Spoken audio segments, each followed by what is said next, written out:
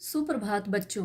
कक्षा 5वीं, विषय हिंदी, उप विषय पाठ 2, ध्वनि तथा वर्ण। पुस्तक का नाम नई गुलमोहर हिंदी व्याकरण। व्याख्यान 4। बच्चों, व्याख्यान 1, 2 और 3 में हमने ध्वनि तथा वर्ण के भेदों के बारे में जाना था। आज व्याख्यान 4 में इसे पुनः हम सार रूप में जानेंगे। सबसे पहले आती है ध्वनि। ध्वनि क्या है? वर्णों का उच्चारित रूप ध्वनि कहलाता है। ध्वनि की दो भेद हैं, स्वर ध्वनियां और व्यंजन ध्वनियां। सबसे पहले जानेंगे स्वर ध्वनियों के बारे में। जिन वर्णों के उच्चारण में हवा बिना किसी रुकावट के मुंह से बाहर आती है वे स्वर ध्वनियां कहलाती हैं, जैसे आ, ई, ए। व्यंजन ध्वनियां। व्यंजन वे ध्वनियां हैं जिनके उच्चारण में मुंह से बाहर निकलने वाली वायु के मार्ग में रुकावट पैदा होती है, जैसे प, पा, पी। वर्ण। वर्ण क्या है? उच्चारित ध्वनियों को लिखकर व्यक्त करने के लिए बनाए गए लिखित चिन्ह वर्ण कहलाते हैं। इसके बाद आती है वर्णमाला। वर्णमाला वर्णों के क्रमबद्ध व्यवस्थित समूह को वर्णमाला कहते हैं। वर्णमाला के बाद आते हैं स्वर। स्वर के भी दो भेद हैं, ह्रस्व स्वर, दीर्घ स्वर। पहला है ह्रस्व स्वर। जिन स्वरों के उच्चारण में सबसे कम समय लगता है वे ह्रस्व स्वर कहलाते हैं, अर्थात जिनके बोलने में कम समय लगता है। दूसरा है दीर्घ स्वर। जिन स्वरों के उच्चारण में ह्रस्व स्वर से दुगना समय लगता है वे दीर्घ स्वर कहलाते हैं। स्वर के बाद आते हैं व्यंजन। एक बार पुनः परिभाषा पढ़ेंगे। व्यंजन वे ध्वनियां हैं जिनके उच्चारण में मुंह से बाहर निकलने वाली वायु के मार्ग में रुकावट पैदा हो जाती है। व्यंजन के भी 3 भेद हैं, संयुक्त व्यंजन, द्वित्व व्यंजन तथा संयुक्ताक्षर। सबसे पहले हम संयुक्त व्यंजन के बारे में जानेंगे। 2 भिन्न व्यंजनों के मेल से बने व्यंजन संयुक्त व्यंजन कहलाते हैं, जैसे अक्ष, त्र, ज्ञ और श्र। तो ये हमारे 2 व्यंजनों के मेल से बने हैं। क और श से बना अक्ष, त और र से बना त्र, ज और य से बना ज्ञ, श और र से बना श्र। दूसरा है द्वित्व व्यंजन। 2 समान व्यंजनों से मिलकर बने व्यंजनों को द्वित्व व्यंजन कहते हैं। इसमें 2 व्यंजन होते हैं और दोनों ही समान होते हैं, लेकिन पहला स्वर रहित होता है, दूसरा स्वर सहित। तो क स्वर रहित है और क स्वर सहित है, तो ये मिलकर बना क, तो शब्द बना पक्का। इसी तरह म और म से शब्द क्या बन गया? मम्मी। इसके बाद आता है संयुक्ताक्षर। 2 अलग अलग व्यंजनों के मेल से बने अक्षर संयुक्ताक्षर कहलाते हैं। इसमें भी 2 अलग अलग व्यंजन होते हैं, पहला स्वर रहित, दूसरा स्वर सहित, जैसे क और य। तो क्या बना? क्य। शब्द क्या बना इससे? क्यारी। प, य, प्य शब्द बना प्यासा। अब आती हैं आगत ध्वनियां। आगत ध्वनियों में भी आगत स्वर होते हैं और आगत व्यंजन होते हैं। सबसे पहले हम आगत स्वर के बारे में जानेंगे। जो स्वर अंग्रेजी आदि अनेक विदेशी भाषाओं के शब्द हिंदी में आ जाने के कारण आ गया है वह आगत स्वर कहलाता है, जैसे कॉल, हॉल, बॉल, कॉलेज आदि।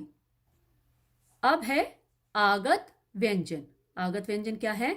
हिंदी में जिस तरह से विदेशी भाषाओं के शब्द आ जाने से ओ स्वर का आगम हुआ है, उसी तरह 2 व्यंजन ध्वनियां भी आ गई हैं, जैसे ज और फ।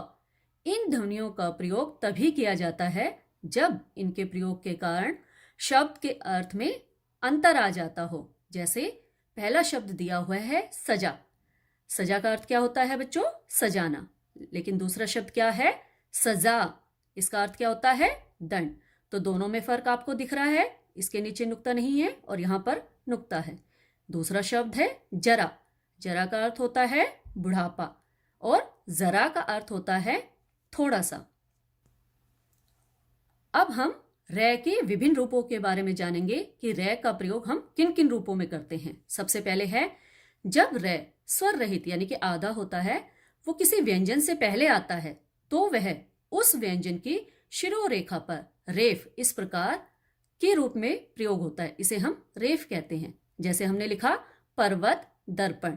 अब ये वह की शिरोरेखा के ऊपर हमने लगाया है क्योंकि ये इससे पहले आया है। दूसरा है जब रे किसी वर्ण के बाद आता है, तब हम उसे व्यंजन की खड़ी पाई के साथ रे पदेन, इसे बोलते हैं पदेन के रूप में प्रयोग करते हैं। जैसे प्रण। अब इसमें प्रण में पै है, पै की खड़ी पाई है और उसमें हमने इस पदेन चिन्ह का प्रयोग किया है, तो बन गया प्रण। इसी तरह प्रकाश, प्रदान। अब आते हैं गोल आकार वाले व्यंजन, जैसे ट, ढ, ये गोल आकार वाले व्यंजन है। इसके साथ हम रे का प्रयोग किस प्रकार करते हैं। इन दोनों व्यंजनों में पदेन, ये पदेन का चिन्ह है, इसको हल चिन्ह, ये हल चिन्ह है, के साथ जोड़ दिया जाता है, तब वो इस प्रकार का रे का रूप ले लेता है। इस तरफ तो क्या है हमारा पदेन और इस तरफ जो है वो है हल चिन्ह, तो इन दोनों को मिला दिया तो ये इस प्रकार का हमारा रे बन जाता है। इससे शब्द के टे जो गोल आकार वाला है उसके नीचे प्रयोग करते हैं, जैसे ट्रक, ड्रेस, ड्रम। बच्चों, व्याख्यान 4 का आज का आपका गृह कार्य है ध्वनि तथा वर्ण से संबंधित प्रदत्त कार्य। प्रश्न 1 है, नीचे दिए गए प्रश्नों के उत्तर दीजिए। 2 प्रश्न हैं, स्वर तथा व्यंजन में क्या अंतर है। दूसरा, संयुक्त व्यंजन किसे कहते हैं। प्रश्न 2, दिए गए शब्दों में उचित स्थान पर अनुस्वार तथा अनुनासिक का चिन्ह लगाइए। 5 शब्द हैं, आपने इन पर अनुस्वार और अनुनासिक का चिन्ह लगाना है। प्रश्न 3, प्रत्येक संयुक्त व्यंजन से एक एक शब्द बनाइए। 2 हैं, श, त्र, इनसे आपने। प्रश्न 4 है, वर्ण विच्छेद, वर्णों का विच्छेद, वर्णों को अलग अलग करना। 5 शब्द दिए हुए हैं। पहला है पुस्तक, दूसरा है सैनिक, तीसरा है भारत, चौथा है तितली और 5वां है पत्र। तो आपने इनका वर्ण विच्छेद करना है। प्रश्न 5 है, दिए गए शब्दों में रे के उचित रूप का प्रयोग करके पुनः लिखिए। तो ये शब्द हैं आपके सामने, तो इन पर रे का उचित प्रयोग करते हुए आपने इनको पुनः दोबारा लिखना है। बच्चों, व्याख्यान 3 का आपका गृह कार्य था, आशा है वो आपने कर लिया होगा, तो एक बार उसकी हम जांच करते हैं। प्रश्न 1 था, रे के विभिन्न रूपों के सही प्रयोग पर गोला लगाइए। तो 2 शब्द आपके सामने दिए हैं, एक गलत है एक सही है। तो जो सही रे का रूप प्रयोग किया गया है जहां पर, वहां हमने गोला लगा दिया है। तो पहला शब्द है आशीर्वाद, तो ये हमारा ये सही है। दूसरा है प्रणाम, तो हम प्रणाम इस प्रकार लिखते हैं, तो हमारा ये वाला सही है, इस पे हमने गोला लगा दिया।